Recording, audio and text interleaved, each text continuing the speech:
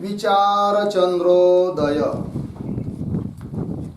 विचारचंद्रोदय ग्रंथामध्ये 16वी कला आणि 16व्या कलेमध्ये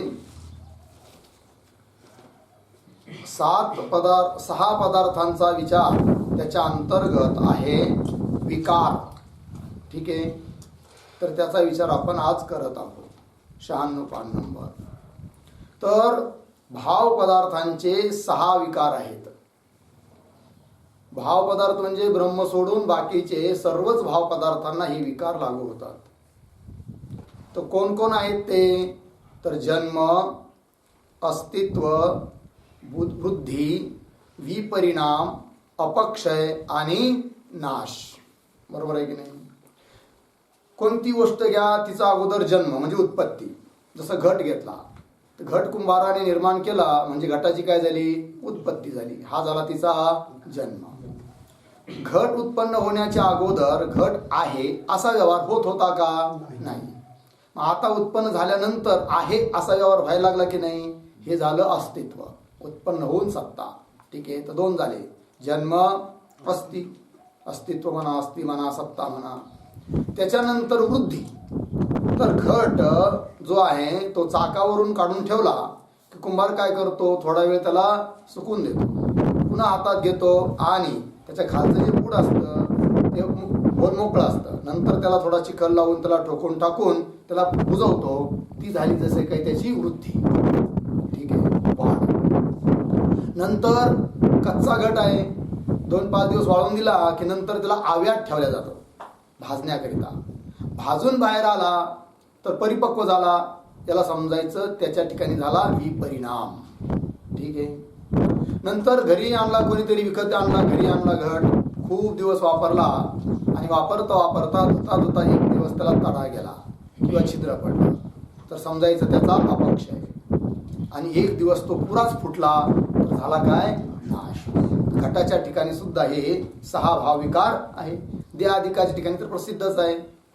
देहाचा जन्म होतो, जन्म झाल्यानंतर मग त्याला मनुष्य म्हणतात बालक आहे किंवा त्याचं नाव ठेवतात आहे, अस्तित्व. नंतर वाढतो शरीर वाढतं, देह वाढतो, त्याचा विपरिणाम होतो. आहे की नाही? लहान आहे, तरुण होतो, म्हातारा होतो, विपरिणाम. पुढं मग म्हातारा झाल्यावर झिजत जातो, त्याला म्हणायचं अपक्षय. आणि एक दिवस मरतो, त्याला म्हणायचं नाश. झालं. चला जाऊया पुढं. तर त्याच्या पुढं आहे काय? वेद अंग. वेद अंग म्हणजे काय? वेद शिकण्याकरिता अगोदर हे त्याचे सहकारीभूत ग्रंथ शिकावे लागतात. म्हणून यांना म्हणायचं काय? वेदांग. ठीक आहे जी. हे जर नाही शिकलं, समजा कोणते? शिक्षा, कल्प, व्याकरण, निरुक्त, छंद आणि ज्योतिष. हे जर शिकलं नाही तर तुम्हाला वेद कळणार नाही. वेद समजण्याकरिता त्याचे अंग हे सारे शिकावे लागतात. म्हणून याला म्हणायचे 6 वेदाचे काय आहेत? अंग आहेत, सहकारीभूत ग्रंथ आहेत. पुढं काय? समाधी. बरोबर. तर समाधी प्रसिद्ध आहे, नेहमी येतात. शम म्हणजे मनाचा निग्रह, दम इंद्रियांचा निग्रह, तितिक्षा सुखदुःखादिकांना सहन करणे, श्रद्धा आहे की नाही? शास्त्र गुरुवचनावर अत्यंत विश्वास, त्याला म्हणायचं काय? श्रद्धा. समाधान म्हणजे काय? समाहित अंतकरण. जे कार्य हाती घेतलेलं आहे, अध्ययन अध्यापन असेल, तप असेल, जप असेल, त्याच्यातच आपलं मन गुंतवून ठेवणे, त्याच्या अतिरिक्त इतर याच्यात न जाऊ देणे, याला म्हणायचं काय? समाधान. आणि पुढे आहे उपरती म्हणजे चित्ताचा निरोध. अशा रीतीने हे समाधी षटक झाले. पुढे शास्त्र. तर शास्त्र म्हटलं की तसं पाहिलं तर शास्त्र 6 आहे, परंतु दर्शन किंवा शास्त्र म्हणून आणखीनही दुसरे नास्तिक शास्त्र पण आहेत 6. ते नास्तिकांचे विचार, आपला आस्तिकांचा चालू आहे म्हणून आस्तिक शास्त्र किती आहेत? 6. आस्तिक आणि नास्तिक हे शब्द प्रसिद्ध आहेत. आस्तिक म्हणजे काय? जे वेदाला मानतात त्याला म्हणायचं आस्तिक, आणि जे वेदाला प्रमाण मानत नाही त्यांना म्हणायचं काय? नास्तिक. कदाचित देव नाही मानला तर त्याच्यावरून तो नास्तिक ठरत नाही, आहे की नाही? सांख्यशास्त्रकार ईश्वर कुठं मानतात तरी ते आस्तिकच आहेत, पण वेदाला मानतात. म्हणून वेदनिंदको नास्तिक. जे वेदाला मानत नाही ते नास्तिक आणि वेदाला मानतात ते आस्तिक. तर असे 6 शास्त्र आहेत बघा. कोणकोणते आहेत बरं? सांख्यशास्त्र, योगशास्त्र, न्यायशास्त्र, वैशेषिक शास्त्र, पूर्वमीमांसा आणि उत्तरमीमांसा. पाठ करून ठेवायचे नावं, कारण कोणी विचारू शकतं 6 शास्त्राची नावं काय आहेत म्हणून. ठीक आहे. सांख्यशास्त्राचे करते कोण? कपिल मुनी. योगशास्त्राचे करते कोण? पतंजली मुनी. आणि न्यायशास्त्राचे करते गौतम ऋषी. वैशेषिक शास्त्राचे करते कनाद मुनी. आणि कणभूक त्यांना म्हणायचं, कनाद. बघा काय तपश्चर्या आहे, त्यांचं नाव पडलं कनाद. जसं आपलं खळं वगैरे असतं की नाही, ज्वारीचं बाजरीचं. खळं संपल्यानंतर लोक शेतकरी धान्य घरी घेऊन जातो आणि तयार करता करता जे इकडं तिकडं काही थोडेफार धान्याचे कण उडतात ते वेचायचे. ते शेतकरी निघून गेल्यानंतर बेवारच असलेले ते कण धान्याचे वेचायचे, ते भिजवायचे, ते खायचं आणि शास्त्र लिहायचं, अभ्यास करायचा. एवढी तपश्चर्या. म्हणून त्यांचं नाव पडलं काय? कणभूक. पुढे पूर्वमीमांसा. पूर्वमीमांसाचे करते कोण आहे? जैमिनी ऋषी. ठीक आहे ना जी. कर्मकांड भाग. आणि पुढे आहे उत्तरमीमांसा. तर उत्तरमीमांसेचे करते कोण? व्यास महाराज. आणि त्यांना अनुसरणारे शंकर आद्य जगद्गुरु शंकराचार्यजी महाराज हे उत्तरमीमांसेचे आचार्य आहेत. पुढे चला. पुढे आहे समाधी. समाधी एकांगाने पाहिलं तर तिचे 2 प्रकार केले जातात, सविकल्पक, निर्विकल्पक. आणि दुसऱ्या अंगाने पाहिलं तर तिचे इथं 6 भेद सांगितले आहेत. ठीक आहे ना. तर 6 भेद म्हणजे कसे बरं? तर सांगितलं इथं कोण कोण? बाह्य दृश्यानुविद्ध, अंतर्दृश्यानुविद्ध, बाह्य शब्दानुविद्ध, अंतर शब्दानुविद्ध, बाह्य निर्विकल्प आणि अंतर निर्विकल्प. ठीक आहे. तर बाह्य दृश्य अनुविद्ध. अनुविद्ध शब्दाचा अर्थ आहे कटलेला, तुटलेला. म्हणजे अशी समाधीची अवस्था की ज्या समाधीच्या अवस्थेमध्ये बाह्य दृश्य पदार्थ सारे सुटून जातात, ते वृत्तीत येत नाही. त्याला म्हणायचं सुटलेले, कटलेले, बाजूला झालेले, त्याची प्रतीती येत नाही. तर याला काय म्हणायचं? बाह्य दृश्य अनुविद्ध. पुन्हा मग तिचा आणखीन अभ्यास वाढला तर आंतरदृश्य अनुविद्ध. आंतरचे जे पदार्थ आहे ते सुद्धा प्रतीतीला येत नाही, कटतात, सुटतात. त्याला म्हणायचं अंतर्दृश्य अनुविद्ध. नंतर काही बाह्य शब्दानुविद्ध अशी एक समाधीची अवस्था आहे की त्या समाधीच्या अवस्थेत बाहेरचा शब्द मध्ये ऐकायला येत नाही. तिला काय म्हणायचं? बाह्य शब्दानुविद्ध. तिचा आणखीन अभ्यास वाढला तर आतले जे शब्द आहेत तेही आपल्याला ऐकायला येत नाही. त्याला म्हणायचं काय? आंतर शब्दानुविद्ध. पुन्हा बाह्य निर्विकल्प म्हणजे बाहेरच्या जगताचा कोणताही विकल्प जिच्यात प्रतीतीला येत नाही, त्याला म्हणायचं काय? बाह्य विकल्प अनुविद्ध. आणि अंतर निर्विकल्प म्हणजे अशी एक समाधीची अवस्था की जिच्यामध्ये ज्ञाता, ज्ञान, ज्ञेय आदी त्रिपुटी आदी कशाचीच प्रतीती येत नाही. त्याला काय म्हणायचं? अंतर निर्विकल्प. हे योगसूत्रात तुम्हाला येईल. पुढे चला. पुढे काय बरं? तर पुढे आहे सूत्र. सूत्र देखील 6 प्रकारचे आहेत, 6 लोकांचे आहेत मुख्य. आणखीनही बरेच आहेत, परंतु तिथं 6 प्रसिद्ध आहे म्हणून ते दिलं. जैमिनी सूत्र, अश्वलायन सूत्र, आपस्तंभ सूत्र, बौधायन सूत्र, कात्यायन सूत्र, अनेक वैखानशी किंवा वैशायन सूत्र असं त्याला म्हणतात. ठीक आहे जी. ते 6 प्रकारचे सूत्र आहे. पूर्वीच्या काळातले ग्रंथ म्हणजे असे असायचे नाही, सूत्रात्मक असायचे. हे सर्व आपले शास्त्रवी सांख्य, योग, न्याय हे सारे कसे यांचे सुद्धा सूत्र आहे, सूत्रात्मक ग्रंथ होते. नंतर मग पुढे त्याच्यावर भाष्य झाले, टिप्पण्या, टीका टिप्पण्या झाल्या, कळलं की नाही असं आहे. नंतर मग अन्य भाषामध्ये त्याचे अनुवादही झाले असं आहे. जसं ब्रह्मसूत्र सुद्धा सूत्रात्मकच आहे की नाही, परंतु नंतर शंकराचार्यांनी त्याच्यावर काय लिहिलं? भाष्य लिहिलं. आणि नंतर खूप टीका टिप्पण्या झाल्या. ठीक आहे. चला पुढे. ही झाली 6 पदार्थ बाई. त्याच्यानंतर आता पदार्थ सप्तविध, 7 पदार्थ. तर ते कोण कोण कसे कसे आहेत सांगतात पहा एक एक. तर अतलादी. तर चतुर्दश भुवनात्मक हे ब्रह्मांड आहे. त्यात 7 भुवन खाली आणि 7 भुवन वर असं सांगितलं जातं. मग खाली जे 7 भुवन आहे ते कोणते बरं? तर हे 7 आहे. अतल, वितल, सुतल, तलातल, रसातल, महातल आणि पाताल. असे 7 भुवन किती आहेत? खाली आहेत. ठीक आहे, खाली आहे. वर 7 ते येतील पुढं. भूर, भुरा, भूर, भोर इत्यादी लोक वरचे. पुढं अवस्था. अवस्था शब्दाने काय यायचं की चिदाभासाच्या अवस्था आहे की नाही. चिदाभासाच्या अवस्था आहे. एकूण 7 आहेत. त्यापैकी पहिल्या 3 अवस्था ह्या बंधनाला कारण आहे आणि नंतरच्या 4 अवस्था ह्या मोक्षाला कारण आहे. 4 आणि 3 7. तर कोणकोणत्या आहेत त्या 7 अवस्था? तर अज्ञान, आवरण, विक्षेप, परोक्ष ज्ञान, अपरोक्ष ज्ञान, शोक निवृत्ती आणि तृप्ती. त्यात जसं आपण 2 विभाग केले की नाही, आणखीन एक विभाग करू शकतो आपण 3 पद्धतीनं. अज्ञान, आवरण, विक्षेप ह्या 3 बंधनाला कारण आहेत, या 3 अवस्था. परोक्ष ज्ञान, अपरोक्ष ज्ञान ह्या मोक्षाला कारण आहेत आणि शोक निवृत्ती आणि तृप्ती ह्या मोक्ष स्वरूप आहेत. बरोबर, अशा या 7 अवस्था आहेत. आता अज्ञान म्हणजे काय बरं? तर बघा, मी काही जाणत नाही असा व्यवहार म्हणजे शब्दप्रयोग लोकांकडून होतो की नाही. मी काही जाणत नाही, मला कळत नाही, आहे की नाही. तर मी काही जाणत नाही अशा व्यवहाराला जे कारण त्याला म्हणायचं काय? अज्ञान. कसं आहे ते? 2 शक्तीने युक्त असतं अज्ञान.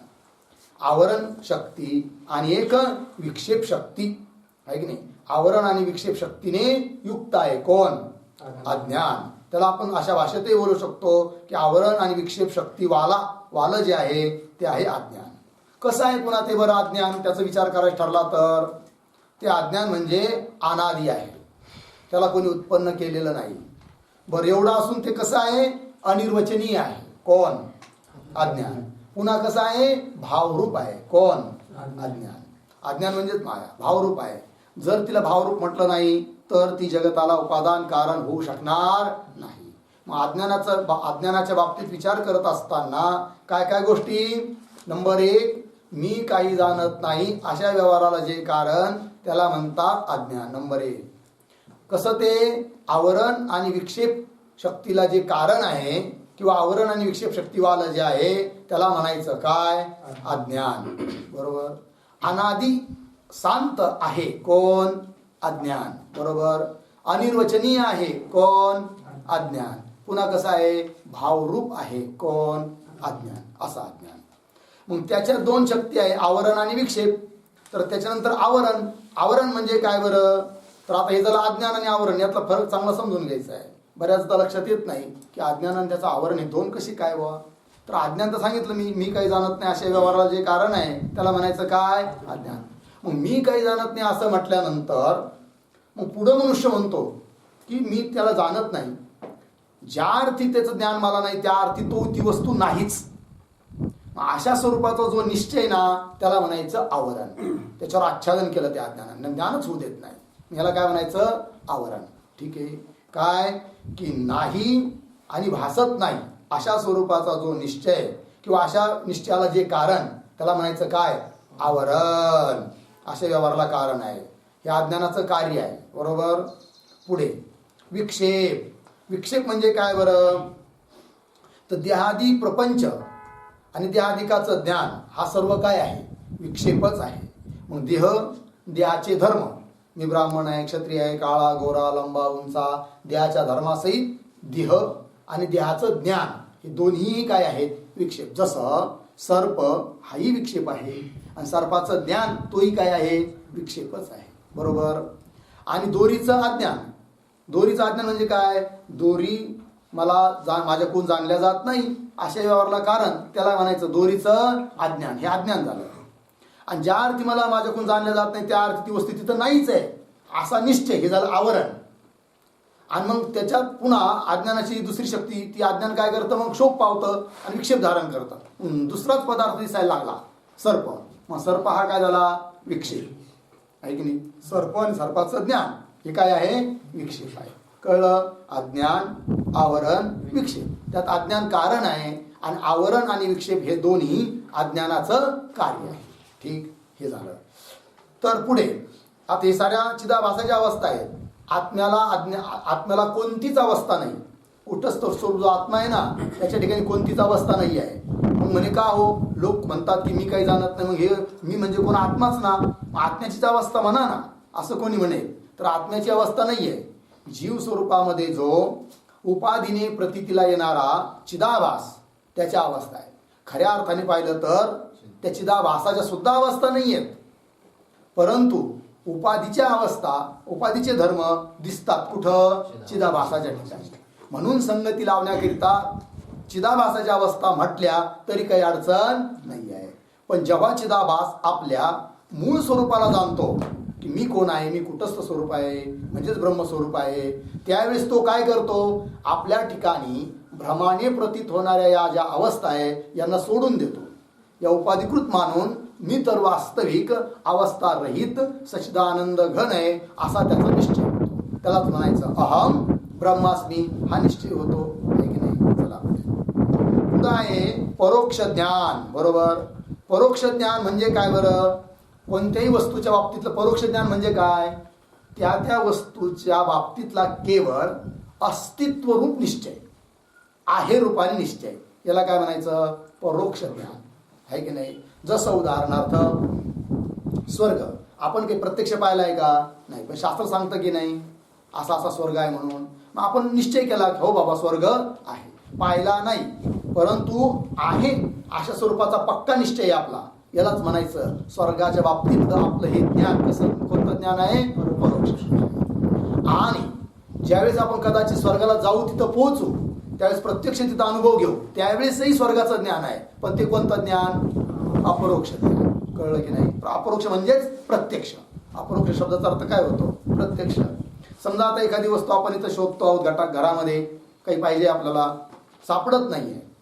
मग सापडत नाहीये, परंतु आपल्या मित्रांनी सांगितलं काळजी करू नका, तुम्ही जो ग्रंथ बघत आहात ना तो आहे, इथंच आहे, मी काल परवाच बघितला तुमच्या त्या अलमारीमध्ये कुठंतरी, पण आहे, नक्कीच आहे.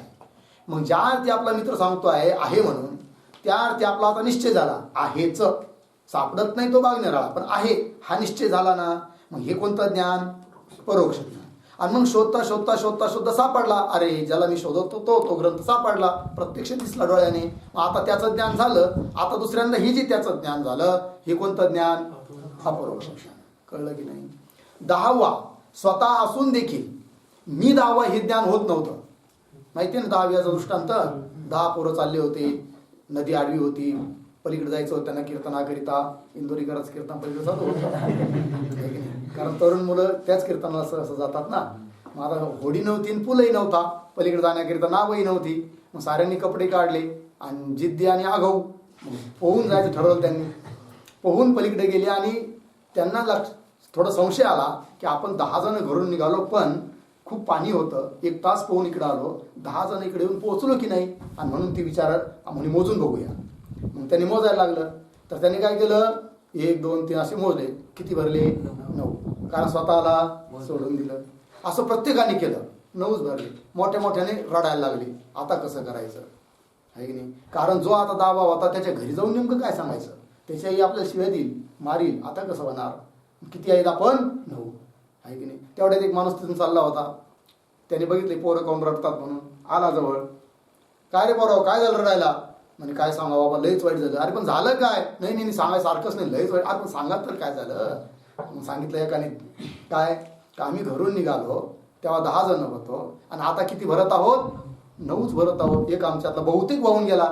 तो माणूस फारच हुशार होता, चत्रा, त्याने अशी नजर टाकली, त्याला वाटले 10 जण तर आहे, आणि काय म्हणून राहिले असं येण्यासारखं. तेव्हा तो म्हणला, अरे काळजी करू नका, 10वा आहे. काय म्हटला तो, 10वा आहे असं म्हटल्याबरोबर साऱ्यांचं रडणं थांबलं, कारण त्यांना हीच काळजी होती ना.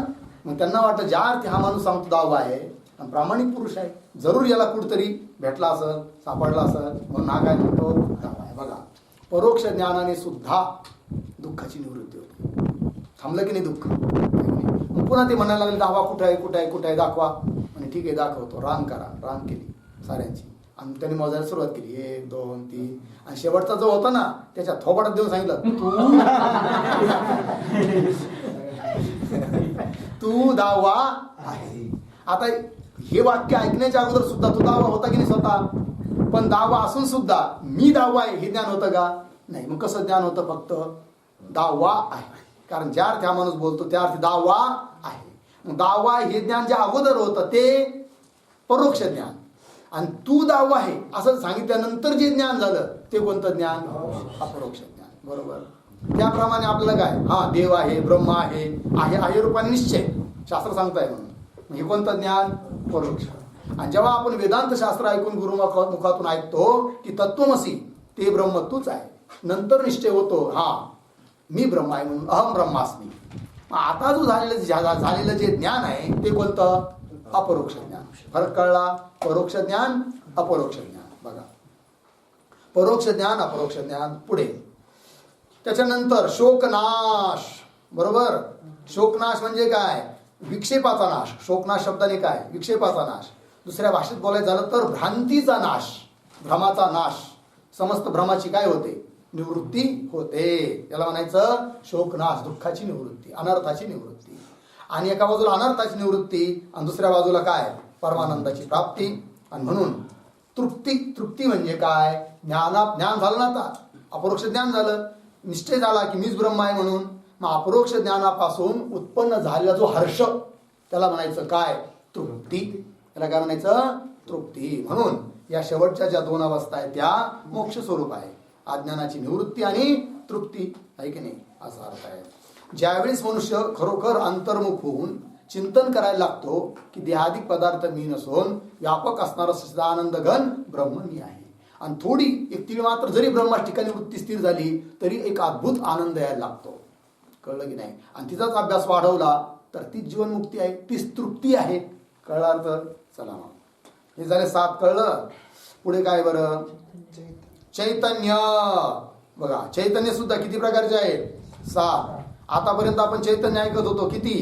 1. ब्रह्मचैतन्य एकच आहे चैतन्य, 2 नाही म्हणून. किती सांगितले आहे? 7. कोण कोण? ईश्वर चैतन्य, जीव चैतन्य, शुद्ध चैतन्य, प्रमाता चैतन्य, प्रमाण चैतन्य, प्रमेय चैतन्य आणि एक शेवटचं प्रमा चैतन्य. आता कशाला म्हणतात बरं ईश्वर चैतन्य? तर ईश्वर चैतन्य म्हणजे वस्तुतः पाहिलं तर चैतन्य एकच आहे, ब्रह्म, त्यात काही संशय नाही. पण उपाधीला घेऊन असे भेद होतात. ठीक आहे ना? मग त्यापैकी ईश्वर चैतन्य म्हणजे काय? माया विशिष्ट चैतन्य म्हणजे ईश्वर. ईश्वराचं स्वरूप काय सांगणार? माया विशिष्ट चैतन्य. माया अधिष्ठान चैतन्य, त्या अधिष्ठान चैतन्याचं मायेत पडलेलं प्रतिबिंब, तिघं मिळून जो त्याला म्हणायचं काय? ईश्वर. यालाच म्हणायचं माया विशिष्ट चैतन्य. जीव चैतन्य, जीवाची उपाधी आहे अविद्या. मग काय म्हणता येईल बरं जीव चैतन्याच्या बाबतीत? अविद्या विशिष्ट चैतन्य, त्याला काय म्हणायचं? जीव चैतन्य. किंवा दुसऱ्या भाषेत अंतकरण विशिष्ट चैतन्य, त्याला काय म्हणायचं? जीव चैतन्य. पुढे शुद्ध चैतन्य. शुद्ध चैतन्य म्हणजे निरुपाधिक चैतन्य, अर्थात ब्रह्मतत्व, त्याला म्हणायचं काय? शुद्ध चैतन्य. बोलत चला. शुद्ध चैतन्य म्हणजे कोणतं? निरुपाधिक ब्रह्मचैतन्य. तुम्ही बोललात तर काय होतं? प्रेरणा भेटते, स्फुरण भेटतं आणखी. म्हणून आळस करायचं नाही, तुमचाही आळस निघून जातो. बरोबर. पुढे प्रमाता चैतन्य. ठीक आहे ना? प्रमाता चैतन्य काय आहे? तर बघा, अंतकरण अवच्छिन्न चैतन्य, त्याला म्हणायचं प्रमाता चैतन्य. बरोबर. प्रमाता चैतन्य, अंतकरण अवच्छिन्न, अंतकरण रूप उपाधीमध्ये आलेला जो चैतन्याचा भाग त्याला म्हणायचं काय? प्रमाता चैतन्य. नंतर प्रमाण चैतन्य. हे काय आहे? तर बघा, समजा समोर घट ठेवलेला आहे, तर अंतकरणाची वृत्ती निघून चक्षुरिंद्रियाच्या माध्यमाने कुठं जाते? घटापर्यंत जाते. तर चक्षुपासून म्हणजे इंद्रियापासून विषयापर्यंत गेलेली जी लंबायमान अंतकरणाची वृत्ती, त्या वृत्तीला म्हणतात प्रमाण. त्या वृत्तीला काय म्हणायचं? प्रमाण. आणि त्या वृत्तीमध्ये आलेलं जे चैतन्य त्याला म्हणायचं वृत्ती विशिष्ट चैतन्य. ते झालं मग प्रमाण चैतन्य. प्रमाण चैतन्य शब्दाने काय घ्यायचं? वृत्ती विशिष्ट चैतन्य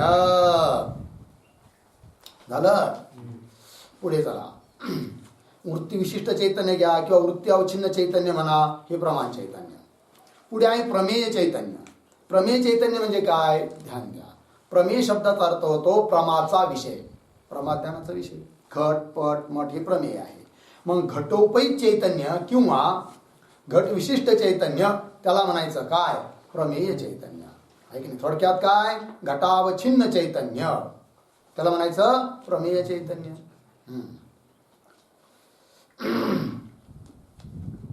पुढं प्रमा चैतन्य. आता प्रमेय चैतन्य आणि प्रमा चैतन्य यात काय फरक आहे, थोडंसं ध्यान द्या.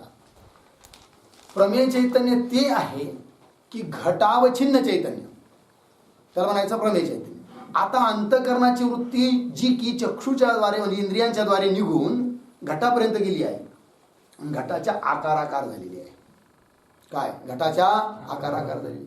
तर वृत्ती घटाकार होण्याच्या अगोदर जे घटावच्छिन्न चैतन्य ते प्रमेय चैतन्य. आणि आता वृत्ती घटापर्यंत गेली आणि घटाच्या आकाराकार झाली, बरोबर आहे की नाही. काय झालं, वृत्ती कुठे गेली, घटापर्यंत गेली, घटाच्या आकाराकार झाली. मग आता त्या वृत्तीसहित घटावच्छिन्न जे चैतन्य त्याला म्हणायचं इथं काय, प्रमा चैतन्य. प्रमा चैतन्य शब्दाने काय घ्यायचं, वृत्ती पण घटाकार आहे, तर वृत्तीसहित घटावच्छिन्न जे चैतन्य त्याला म्हणायचं प्रमा चैतन्य. आणि वृत्ती वाचून केवळ घटावच्छिन्न चैतन्य त्याला म्हणायचं काय, प्रमेय चैतन्य. दोन्हीचा फरक कळला. हा,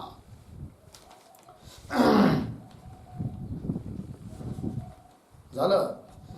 यालाच आणखी नाव आहे बघा प्रमा चैतन्याला. काही लोक त्याला प्रमिती चैतन्य ही म्हणतात, फल चैतन्य असंही म्हणतात.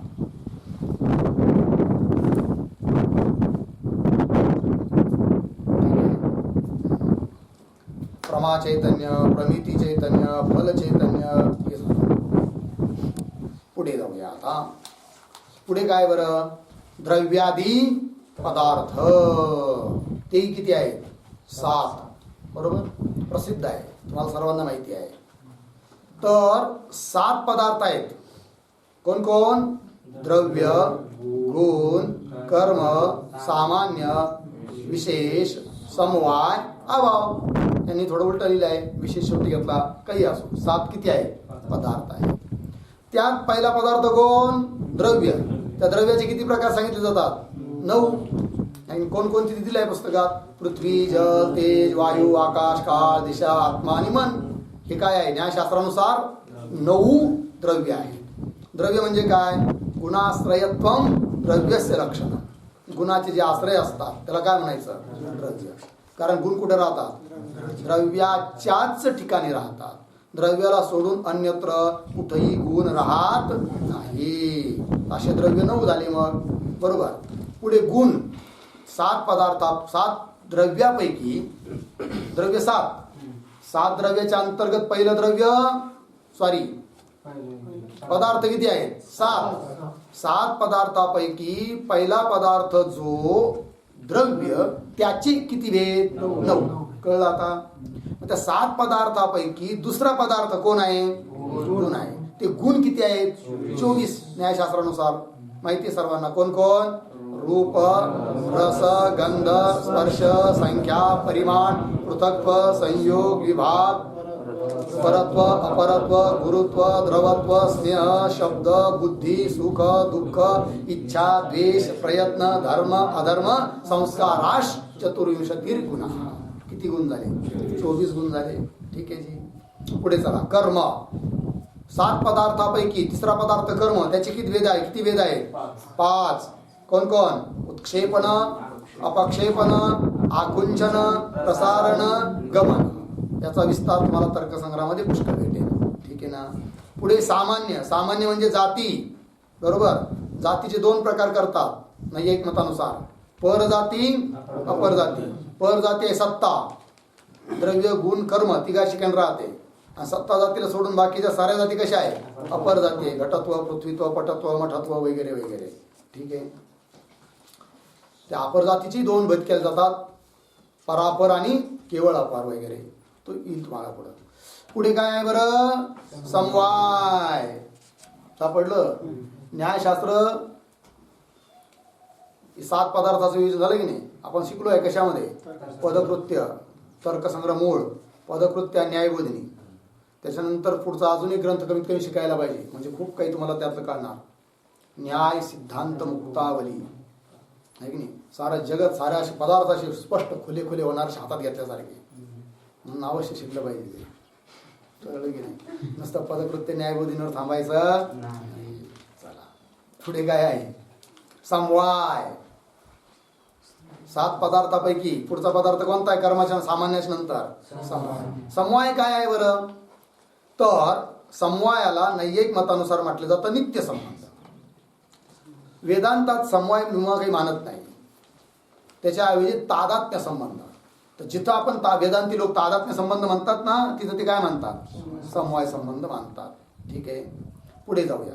समवाय संबंध उदाहरणार्थ गुणगुणीचा, क्रिया क्रियावान, द्रव्य, जाती व्यक्ती, अवयव अवयवी यांचा कोणता संबंध आहे? समवाय. विशेष नित्यद्रव्य 5 ठिकाणी समवाय सांगतात ते. पुढे अभाव. अभावाचे किती प्रकार आहे? 4. आणि कोणी विशेष आचार्य मतानुसार 5वा सामायिक अभाव 5. आता काल परवा गेलाय 5. प्रागाभाव, प्रध्वंसाभाव, अत्यंताभाव, अन्योन्याभाव आणि सामायिक. ठीक आहे. पुढे विशेष. विशेष किती आहेत? अनंत आहेत. कुठं राहतात विशेष? नित्यद्रव्याच्या ठिकाणी. नित्यद्रव्य जे परमाणू आणि आकाश आदी त्यांच्या ठिकाणी राहतात. काय? विशेष. चला पुढे. त्याच्यानंतर धातू. सापडलं का? धातू किती प्रकारचे आहेत? 7. कोण कोण? रस, रुधिर, मांस, मेद, मज्जा, अस्थि आणि रेत. हे 7 धातू आहे शरीरामध्ये. ठीक आहे. तर रस आहे की नाही? तर रस काय आहे बरं? तर आपण जे अन्न खातो ना, त्या अन्नाचे 3 भाग होतात. सूक्ष्म, मध्यम आणि स्थूल. काही नाही, आपण जे अन्न खातो खाल्ल्यानंतर पोटामध्ये ते पचतं आणि त्याचे 3 विभाग होतात. ठीक आहे ना? एक सूक्ष्म भाग, एक काय मध्यम भाग, आणि एक काय कोणता? आणि स्थूल भाग. स्थूल भाग कोणता आहे? मल वगैरे होतो, आहे की नाही? चला, तर त्यापैकी जो मध्यम भाग आहे, मला हे सांगायचं असतं, त्यातला जो मध्यम भाग आहे तो आहे रस. सूक्ष्म भाग, मध्यम भाग आणि एक काय? स्थूल भाग. स्थूल भाग झाला मल. मध्यम भागातून काय होतो? अन्नाचा सार, रस. तो रस आहे की नाही? शरीरामध्ये निर्माण होतो. मग त्याच्यापासून बाकीचं मग रक्त विक्त हे सार बाकीच्या वस्तू होतात. तर तो रस झाला. आणि सूक्ष्म भाग तो सांगितला जातो की ज्याच्यापासून पाप पुण्य होतात. आपण जे अन्न खातो ना, त्याच्यापासून सुद्धा काय, जर आपण चांगलं अन्न खाल्लं, चांगलं म्हणजे कसं?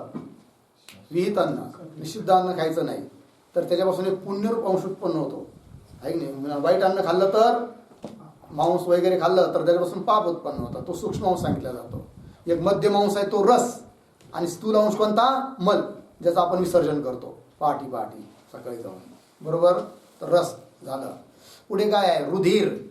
रुधिर काय माहितीये का? रुधिर शब्दाने घ्यायचं रक्त, आणि मांस प्रसिद्ध आहे. मेद. मेद म्हणजे काय? चरबी, सफेद मांस, त्याला चरबी असंही म्हणतात. ठीक आहे. त्यानंतर मज्जा. मज्जा म्हणजे काय? हाडांमध्ये असणारा एक चिकट पदार्थ, हाडकांमध्ये असणारा, त्याचं नाव आहे काय? मज्जा, पिवळसर. नंतर अस्थि. अस्थि म्हणजे हाड, आहे की नाही? त्याच्यानंतर रेत, वीर्य. ठीक आहे. चला, हे 7 धातू झाले. पुढे भूरादी लोक, जसे 7 लोक खाली सांगितले की नाही, अतल, वितल, तलातल, तसे 7 लोक वर आहेत. म्हणजे 14 मिळून ब्रह्मांड तयार होतं. चतुर्दश ब्रह्मांड. चतुर्दश भुवनात्मक काय आहे? ब्रह्मांड. असं एक ब्रह्मांड आहे. आणि असे अनंत ब्रह्मांड भगवंताच्या काय आहे? पोटात आहे. अनंत ब्रह्मांड उदरी हरी हा बालक. अनंत ब्रह्मांडाच्या पोटात आहे. पोटात आहे म्हणजे कधी पोट दुखत नाही का? मग आपल्या पोटात एवढा खडा गेला, काही दुसरं चिचुका गेला तर पोट दुखतं, मग देवाच दुखत नाही का? याचा अर्थ काय? तर त्याच्या पोटात आहे म्हणजे त्याच्यावर अध्यस्त आहे. या साऱ्यांचा अधिष्ठान तो आहे, परमात्मा, ब्रह्म, तोच ईश्वर, तोच कृष्ण आहे. कळलं की नाही? आणि त्याच्यावर अध्यस्त किती ब्रह्मांड आहे? अनंत ब्रह्मांड उदरी, 1-2 नाही. हे आपल्याला फक्त एवढंच माहिती, चतुर्दश भुवनात्मक ब्रह्मांड. खरं तर अर्थाने आपल्याला हे शास्त्राने माहिती आहे चतुर्दश भुवनात्मक आहे म्हणून. आपल्याला फक्त पृथ्वी एवढंच दिसतं. कळलं की नाही? त्याच्यात सारं ज्ञान आहे का? आपल्या घरात सुद्धा आपल्याला पूर्ण ज्ञान नाही आहे. तर असे अनंत ब्रह्मांड आहे. कोणाच्या पोटात? परमात्म्याच्या पोटात. परमात्म्याच्या ठिकाणी अध्यस्त आहे. चला जाऊया. तर कोणकोणते आहेत ते लोक? भूरलोक, भुवरलोक, स्वर्गलोक, महरलोक, जनलोक, तपलोक आणि सत्यलोक. 7 लोक आहेत भाई. पुढे चला. मौनादी, मौनादी म्हणजे मौन आहे आदी आरंभी यांच्यामध्ये असे न मौनादी किती आहेत? 7. कोण कोण? मौन, योगासन, योग, तितिक्षा, एकांतशीलता, एकांतात राहण्याचा स्वभाव, निस्पृहता, स्पृहा म्हणजे इच्छा, इच्छा रहित स्थिती, निस्पृहता, आणि एक काय आहे? समता, समबुद्धी. चला पुढे आहे रूप. रूप किती प्रकारचं आहे? 7. कोण कोण? शुक्ल, शुक्ल म्हणजे सफेद पांढरं, कृष्ण म्हणजे काळं, पीत म्हणजे पिवळं, रक्त म्हणजे लाल, हरित म्हणजे हिरवं, कपिश म्हणजे भुरका, बंदराचा जो कलर आहे ना, बंदर पाहिलं कधी? वानर बंदर, कपिश, त्याचा कलर भुरका भुरका, कळलं की नाही? आणि चित्र म्हणजे रंगीबेरंगी. ठीक आहे ना? ही 7 किती झाले? रूप. ठीक आहे. पुढे व्यसन. व्यसन बी 7 आहे बरं का. कोण कोण? तन, मन, क्रोध, विषय, धन, राज्य आणि सेवा, आहे की नाही? तर कुणाला तन म्हणजे काय? शरीर, त्याचं व्यसन आहे. त्याला सजवणं, रोज रोज चांगलं चांगलं करणं, त्याला त्याच्यासाठी तेच व्यसन. पण हजारो वेळेस आरशात बघतात काही लोक दिवसातून. कोणाची मोटरसायकल आली, 2 मिनिटात बघितलं तर तो आरसा वाकडा तिकडे झालेला असतो. का बरं? पाहणार ते जातात, आपल्या सोयीने करतात, पाहतात, सोडून देतात. तसंच कळलं की नाही? तन, मन, मनोर, आहे की नाही? क्रोध, हे जाऊ दे. सारे 7 काय आहे? विषय. कोणाला धनाचा विषय आहे ना, विषय व्यसन आहे. कोणाला विषयाचं व्यसन आहे. कोणाला क्रोध करणे हेच व्यसन आहे. कोणाला राज्य, सत्ता, सत्ता म्हणजे कोणावर तरी सत्ता चालवली पाहिजे आपली, असं व्यसन. कोणीतरी आपल्या अधीन असलं पाहिजे असं काही न वाटतं, व्यसन आहे. सेवक, आहे की नाही? चला आपलं कोणतरी सेवक वगैरे असावं, हे 7 व्यसन. पुढे काय सांगितलंय बरं? जाऊ द्या. ज्ञान भूमिका. ज्ञानाच्या भूमिका किती आहेत? 7. शुभेच्छा, सुविचारणा, तनुमानसा, सत्वापत्ती, असंसक्ती, पदार्थभाविनी, तुर्य. याचा विस्तार करण्याची गरज नाही, कारण पुष्कळ विस्तार होऊन गेलाय मागं. कुठं? कोणत्या ग्रंथात? विचार चंद्रोदय याच ग्रंथात. कोणत्या कलेत? 13व्या कलेत. मागं बघा तुम्ही, 13वीच आहे ना? 13वीच वाटतं. चला पुढे. आता पदार्थ 7 संपले. किती आहे आता? 8. बरोबर? 8 पदार्थामध्ये पहिलाच पदार्थ आहे काय? पाश. 8 पदार्थ म्हणजे जसे वर 7 पदार्थ सांगितले तसे 8 पदार्थ असं नाही. 8 संख्यावाले ज्या गोष्टी आहेत त्या इथं सांगून राहिले. तर पहिला पदार्थ पाश. दया, शंका, भय, लज्जा, कुल, शील, धन आणि निंदा. याच्यातच कोणतरी अडकतो बघा प्रत्येक जण. दया, दया म्हणे का दया करायची नाही का? करायची, पण दयाचं रूप मोहात होऊ नये, एवढाच अर्थ. दया, दया जरूर करायची. दया तर धर्म आहे, कळलं की नाही? पण दया करता करता ती दया जर मोहात परिवर्तित झाली किंवा अत्यंत दया केली तर तीच बंधनाला कारण ठरते. जडभरत राजा हरणी गर्भ गेला, घाला तो घातला वासने. बिचाऱ्याने काय, ते 2 पाडस बिचारे, त्यांना जीव लावलं, लहानचं मोठं केलं, पण इतका जीव अडकला की पुन्हा त्याला बिचाऱ्याला, त्या राजाला हरणीच्या योनीत जावं लागलं. कळलं की नाही? चला दया करावी. शंका, काही लोकांना भयंकर शंका कुशंका, तर त्याच्यातच ते अडकतात, उत्तरच भेटत नाही. एक शंका संपते दुसरी, दुसरी नाही तर तिसरी. तो सुद्धा एक पाशच आहे, बंधन आहे. पाश आहे म्हणजे काय? बंधन आहे. म्हणून नाही शंका करायच्या नाही, कळलं की नाही?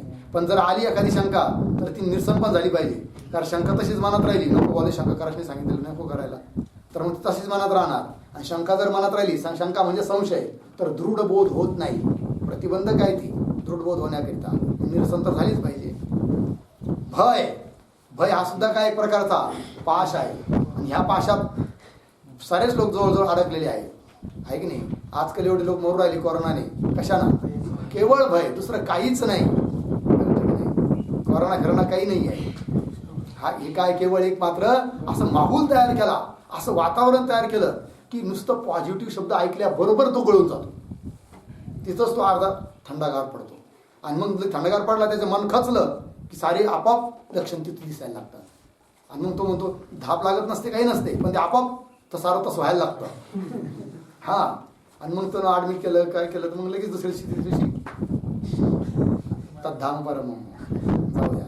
काही झालं तरी जाऊ नका यमालयाला.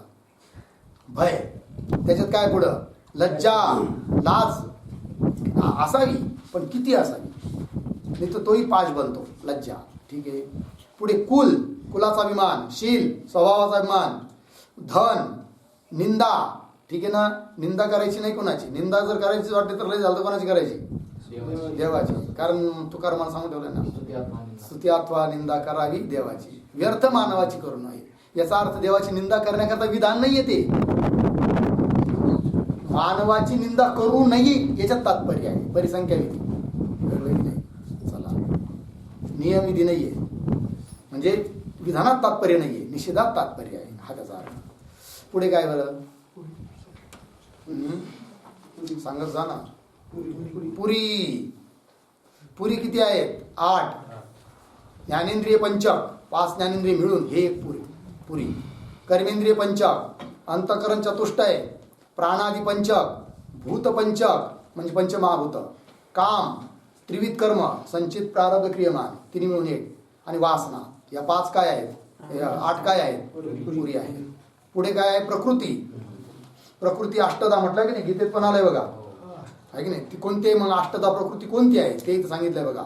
पृथ्वी, आप, आप म्हणजे जल, तेज, तेज म्हणजे अग्नी, वायू, आकाश, मन, बुद्धी आणि अहंकार, या 8 प्रकृती आहेत. बरोबर. आता या ठिकाणी हे 5 तर प्रसिद्ध आहे बघा, पृथ्वी, आप, तेज, वायू आणि आकाश माहितीच आहे. तर मन काय आहे बरं, तर मन शब्दाने काय घ्यायचं माहितीये का. मन शब्दाने बघा, उत्पत्ती जगताची सांगत असताना प्रकृतीपासून उत्पन्न होतं महत्त्व, महत्त्वापासून अहंकार, आणि अहंकारापासून पंचतन्मात्रा. पंचतन्मात्रा म्हणजे 5 सूक्ष्मभूत आणि 11 इंद्रिय असं उत्पन्न होतात. ठीक आहे. कसं कसं, प्रकृती बरोबर मूळ, त्याच्यापासून उत्पन्न होतं महत्त्व, महत्त्वापासून उत्पन्न होतो अहंकार बरोबर, आणि त्या अहंकारापासून मग पुढचं पंच तन्मात्रा आणि 11 इंद्रिय म्हणजे 16 ते उत्पन्न होतात.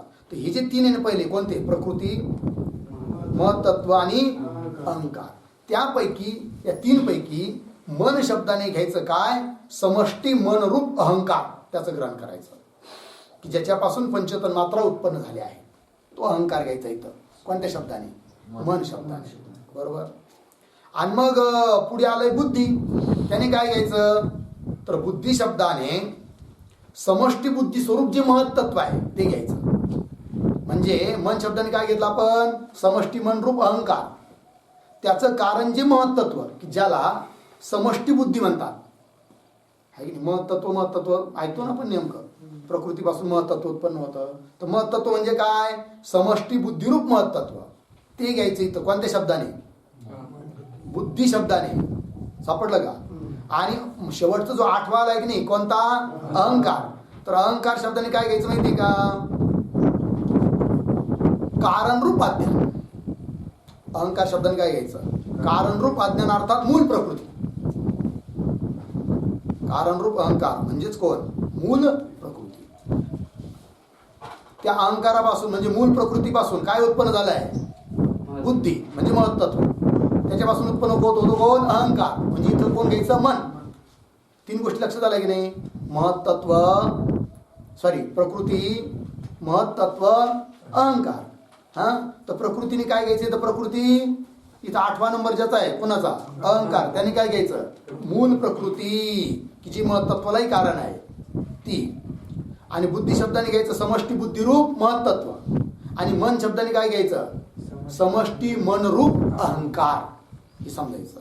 या 8 की झाल्या प्रकृती. 8 प्रकृती म्हटलं तर दुसऱ्या भाषेत काय सांगतील आपल्याला, प्रकृती म्हणजे माया, अज्ञान प्रकृती, महत्त्व, अहंकार आणि पंचतन्मात्रा म्हणजे पृथ्वी, आप, तेज, वायू, आकाश, ह्या 8 प्रकृती आहेत.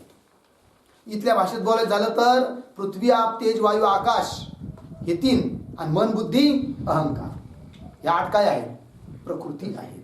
कळलं, लक्षात आला की नाही विषय. चला मग पुढे काय आहे बरं, हा, ब्रह्मचर्याचे अंग किती आहेत, 8. कोण कोण बरं, तर सांगितलं आहे. नंबर 1, स्त्रीचे दर्शन, स्पर्शन, केली, कीर्तन, गुप्त भाषण म्हणजे गुह्य भाषण, संकल्प, निश्चय आणि आठ मध्ये काय दिलंय याचा त्याग असं दिलंय की नाही. तर तिथं असं लिहायचं 8 नंबरला क्रिया निवृत्ती. क्रिया निवृत्ती.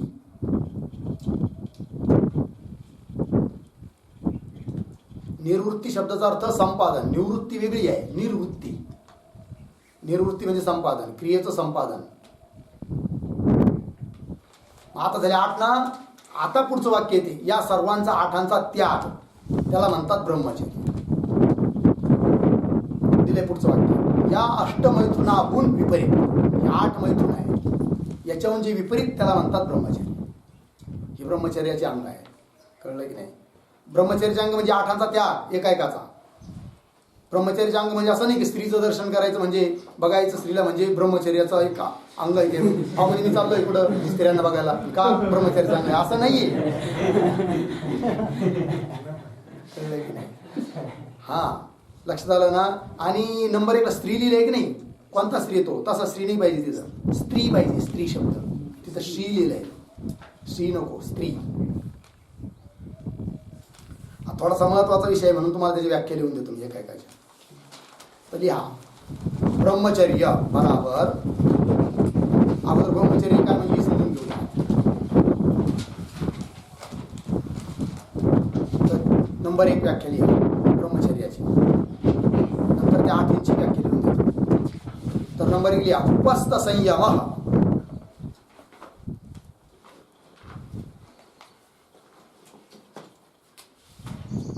उपस्थ संयम.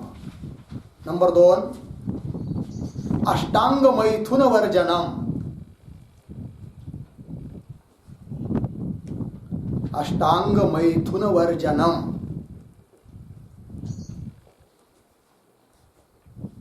हे 2 लक्षण झाले.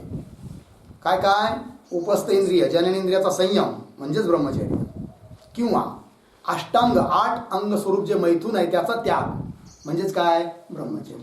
ठीक आहे. एक श्लोक लिहून घ्या. कायेन मनसा वाचा. कायेन मनसा वाचा सर्वावस्थासु सर्वदा. सर्वावस्थासु सर्वदा. पूर्णविराम. पूर्वार्ध झाला. उत्तरार्ध लिहा सर्वत्र मैथुन त्यागम. सर्वत्र मैथुन त्यागम ब्रह्मचर्यम प्रचक्षते. ब्रह्मचर्यम प्रचक्षते. ठीक आहे. अर्थ समजून घ्या. तर कायेन, काया म्हणजे शरीर, मन आणि वाणी 3 गोष्टी झाल्या की नाही. तर शरीर मन आणि वाणी यांच्याद्वारे सर्वावस्था सर्वच अवस्थांमध्ये जागृत स्वप्न सुषुप्ती सर्व अवस्थांमध्ये सर्वदा सर्व कालामध्ये सर्वत्र सर्व ठिकाणी आहे की नाही. सर्वत्र म्हणजे सर्व देश, देशाला घेऊन शब्द आहे तो. सर्व देश सर्वत्र. सर्वदा म्हणजे कालाला घेऊन सर्व कालात. आणि सर्वावस्था म्हणजे सर्व अवस्थात जागृत स्वप्न सुषुप्ती आदी सर्व अवस्थांमध्ये सर्व कालामध्ये सर्व ठिकाणी मैथुन त्यागम. मैथुनाचा त्याग याला म्हणतात ब्रह्मचर्य. प्रचक्षते बोलल्या जातं याला ब्रह्मचर्य असं म्हणतात. ठीक आहे. तर दुसरं लक्षण केलं होतं अष्टांग मैथुन वर्जनम. ते 8 अंग कोणते मैथुनाचे की ज्याचा त्याग करायचा सांगितलं आहे. तर लिहा नंबर 1 स्त्रिया दर्शनम.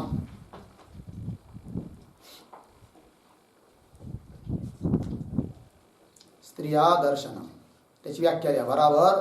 रागपूर्वकम. रागपूर्वकम स्त्रियादि विषयक ज्ञानम. स्त्रियादि विषयक ज्ञानम.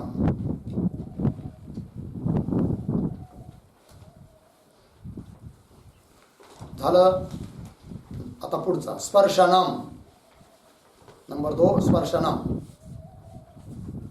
त्याची व्याख्या लिहा रागपूर्वकम रागपूर्वकम क्रिया विशेष जन्य ज्ञानम,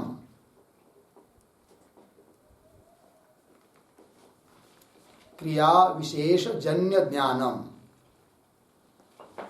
ठीक. नंबर 3 केली, केली बराबर रागपूर्वकः, रागपूर्वकः परिहासादि व्यवहारः, परिहासादि व्यवहारः.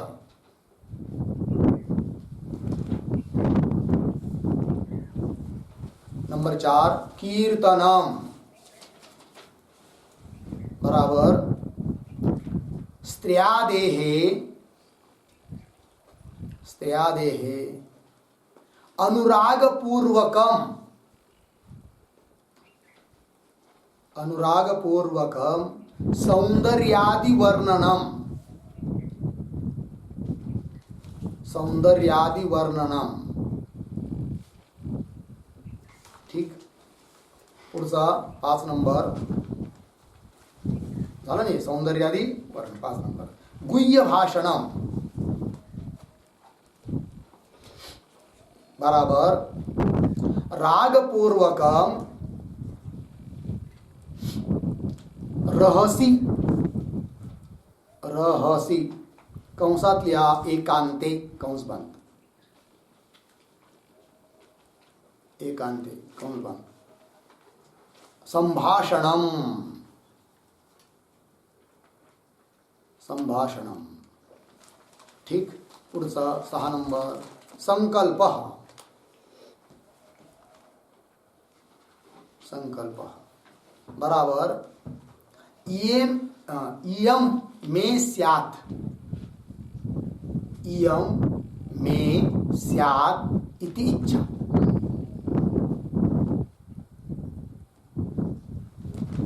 इति इच्छा. पुढे 7 नंबर अध्यवसाय, अध्यवसाय बराबर अनयासः, अनयासः संभोगम, संभोगम करिष्यामि इति निश्चयः,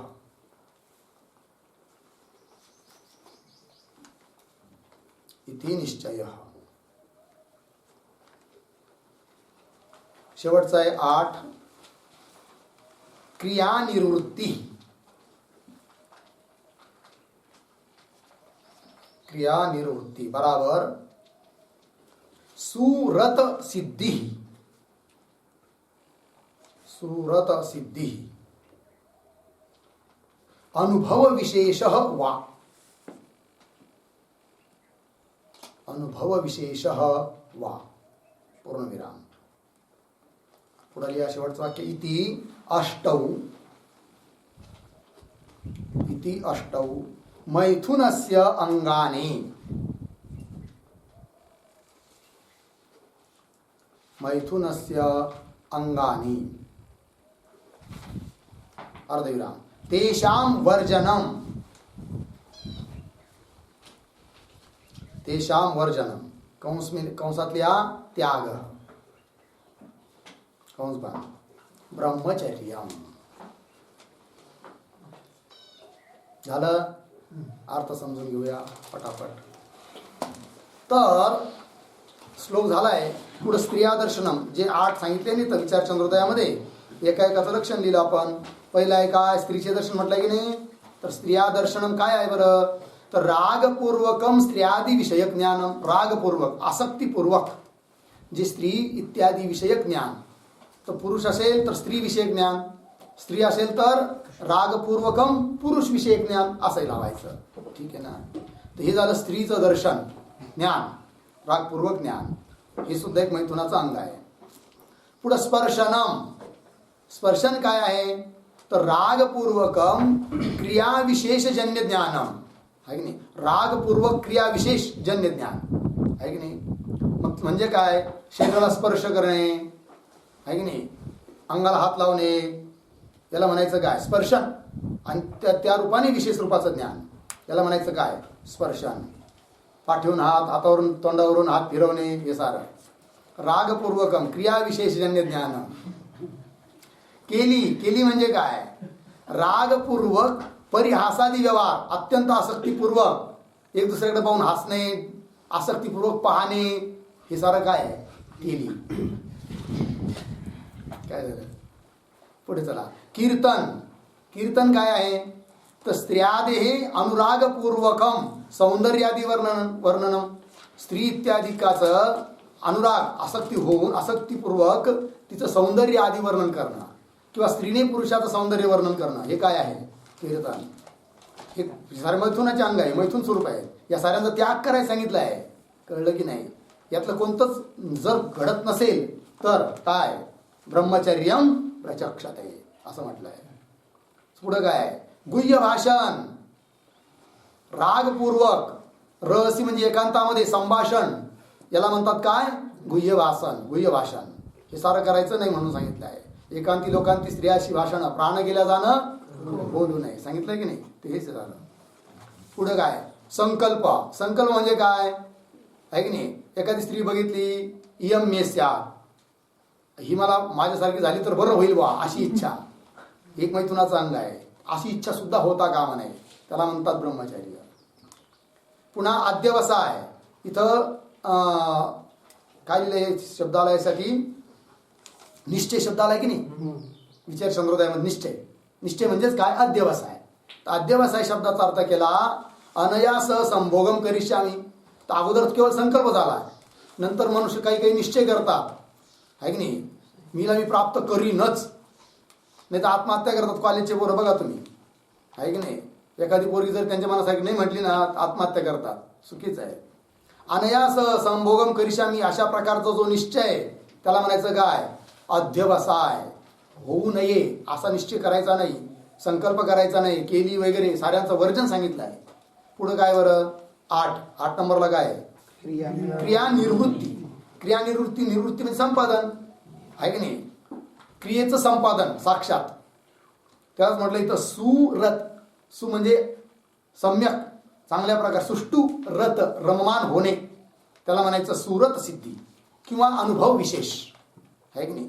तर अशा प्रकारची डायरेक्ट जो अनुभव त्याला म्हणायचं क्रिया निवृत्ती, क्रियेचं संपादन. आणि मग पुढे म्हटलं आहे इति अष्टौ मैथुनस्य अंगानी. हे 8 काय? मैथुनाचे अंग आहे. आणि तेषां वर्जनम, या 8 त्याग, याला म्हटलंय काय? ब्रह्मचर्य. कळलं की नाही? चला मग, केवळ एकाच अंगाला घेऊन ब्रह्मचर्य नाही, या 8 अंगांनी युक्त असला पाहिजे, तरच ते खरं काय आहे? ब्रह्मचर्य आहे. पुढे काय बरं? किती राहिला? होईल ना? थोडंच आहे पुढे. आता सोपं आहे, काही व्याख्यान केली. मद किती आहे? 8. कोणकोणते? कुलमद, शीलमद, धनमद, रूप, यवन, विद्या, तप आणि राज्य. साऱ्याला मध जोडायचं. मध म्हणजे अहंकार. कोणाला कुलाचा अहंकार असतो, कोणाला शीलाचा, आचरणाचा. शील म्हणजे आचरण, कोणाला आचरणाचा. माझ्यासारखा आचरणशील कोणीच नाही असाही अहंकार असतो ना, तोही अहंकारच आहे. आचरण असावं, अहंकार असू नये. धनाचा अहंकार, आहे की नाही? असतात किती? 100-200 रुपये खिशात. तो असं समजतो की माझ्यासारखा लखोपती कोणी शकतो, तेवढ्यावर काय समजतो? पैशाला समजतो धन. पुढे काय? रूपाचा. कोणाला काय असतो? रूपाचा अहंकार असतो, आहे की नाही? खरं पाहिलं तर रूप आहे का आपल्याला? कोणतं रूप आहे मग? रूपच नाही आहे. रूप कुणाला आहे? देहाला आहे, शरीराला आहे. आणि शरीराचं रूप कायम राहतं का? नाही. आज जे रूप दिसतं ना, 10-20 वर्षांनी पाहिलं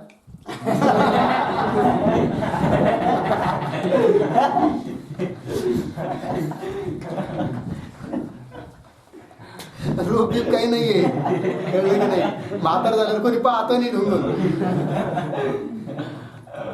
शरीराचं आहे ना ते, स्वतःला आपल्याला रूपच नाहीये. रूप रहित आहोत आपण. यवन म्हणजे काय? तारुण्याचा मध राहतो काही काही ना. भला चालतात घमेंडीमध्ये छाती फुगून. तसं का आपल्यासारखं कोणीच नाही शक्तिशाली. कळलं की नाही? पण दुनियामध्ये एकापेक्षा एक पडलेले, शहराला सवाशेर बसलेले आहेत. म्हणून अहंकार धारण करू नाही. विद्येचा अहंकार काही ना खूप असतो. येतो किती फक्त विचारसागराचा दुसरा तरंग.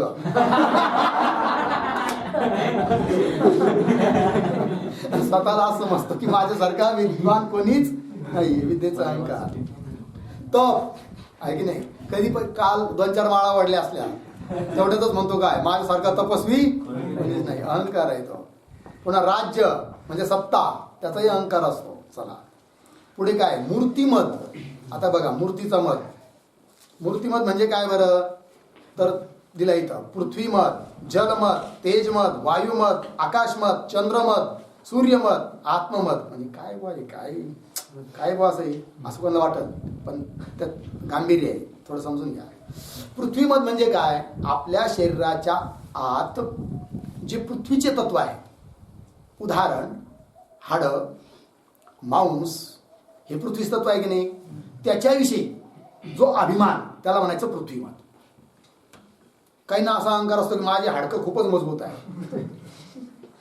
काही ना असा अहंकार असतो मांसाविषयी. हे असं दिसतोय की इकडून मांस कुंडवतंय पण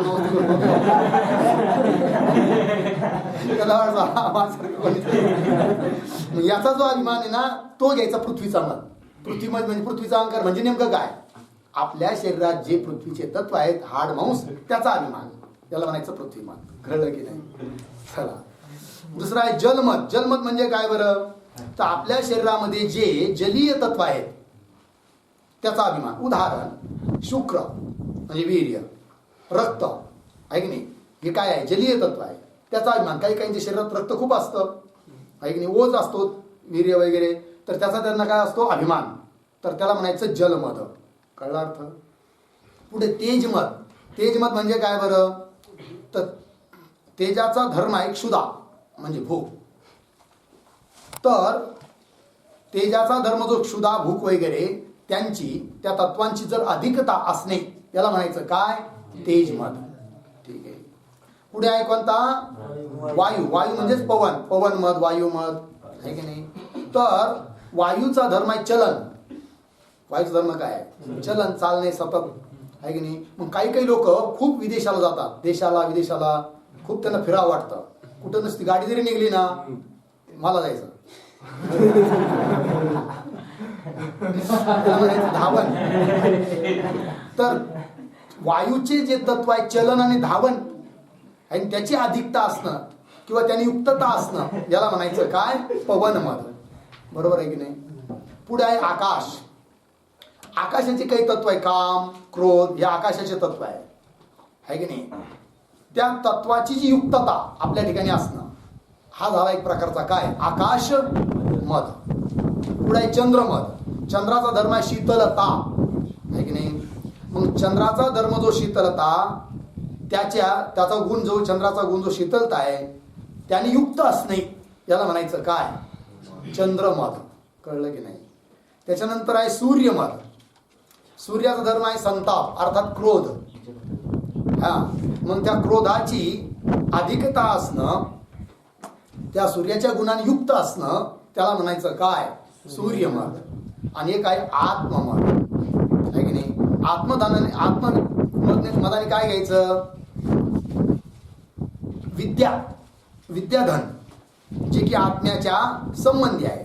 तर आत्म्याच्या संबंधी असणारं जे विद्याधन त्याचा अभिमान याला म्हणायचं काय आत्ममद. कळले मग 8 मद. चला पुढे काय आहे बरं शब्द शक्ती ग्रहण हेतू आहे नाही.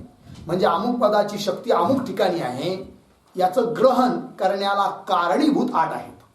लक्षात आलं की नाही. काय काय अमुक शब्दाची शक्ती, जसं घट शब्दाची शक्ती घट कंबुगृह आदिमान वस्तूच ठिकाणी आहे. पुरुष शब्दाची शक्ती आकृतीविषयी 3.5 हाताचं शरीर त्याच्यावर आहे. तर कोणत्या शब्दाची शक्ती कुठं आहे हे ग्रहण करण्याकरिता 8 त्याची अंग आहेत, 8 कारणं आहेत. कोण कोण आहेत ते याचा विचार तुम्हाला न्याय सिद्धांत मुक्तावलीमध्ये खूप विस्तारपूर्वक आहे. तर अशा आहेत कोण कोण व्याकरण.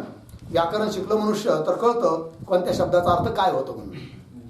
नुसतं व्याकरणाने भागत नाही तर शब्दशक्तीचे ग्राहक जसं व्याकरण आहे तसं उपमान प्रमाण. आणखीन कोश म्हणजे शब्दकोश वगैरे असतात ना हे सारे. पुन्हा आप्तवाक्य. आप्तपुरुषाच्या वाक्याने सुद्धा कळतं शब्दशक्तीचा ग्रह होतो. वृद्ध व्यवहार, आप्तवाक्य यथा, आप्त म्हणजे काय? आप्तस्तु यथार्थ वक्ता. तिथं आत्मा आहे का? ते चुकीन झालंय, कट करा. आत्मवाक्य नाही पाहिजे, तिथं आप्तवाक्य पाहिजे. पुढे काय आहे? वृद्ध व्यवहार. वृद्ध व्यवहार म्हणजे जाणकार पुरुषांचा व्यवहार, जाणकार पुरुषांच्या द्वारे होणारा शब्दांचा प्रयोग, त्याला म्हणायचं वृद्ध व्यवहार. त्याच्यावरून देखील कळतं की कोणत्या पदात शक्ती कुठं आहे. वाक्यशेष तेही कारण आहे. आणि विवरण कोणी स्पष्टीकरण केलं तर त्याने काय होतो? शब्दशक्तीचा ग्रह होतो, है नाही. आणि पुढे आहे सिद्ध पदाची सानिध्य. शेवटचं एखादा सिद्ध पद आहे, त्याचा अर्थ आपल्याला माहिती आहे, त्याच्या सानिध्यामुळे दुसऱ्या पदाचा अर्थही लागून जातो. या पदाचा अर्थ काय असेल म्हणून त्याला म्हटलंय सिद्ध पदाची सानिध्य. हे काय सारे समाधीचे हे नाही, हे पुढचं आहे ते वेगळं आहे. सिद्ध पदाची सानिध्य एवढं काय झालंय? शब्दशक्ती ग्रहण करण्याला कारण हे 8 झाले. आता पुढे समाधीचे अंग ते 8 आहेत. कोण कोण? यम, नियम, आसन, प्राणायाम, प्रत्याहार, ध्यान, धारणा आणि सविकल्प समाधी. हे काय आहे? समाधीचे, निर्विकल्प समाधीचे हे अंग आहे. हे 8 केलं तरच पुढची निर्विकल्प समाधी प्राप्त होत असते. बरोबर? हे झालं 8 पदार्थाच्या बाबतीतला विचार. आता पुढचा विचार आपण उद्या करूया. ओम पूर्णमदः पूर्णमिदं पूर्णात् पूर्णमुदच्यते पूर्णस्य पूर्णमादाय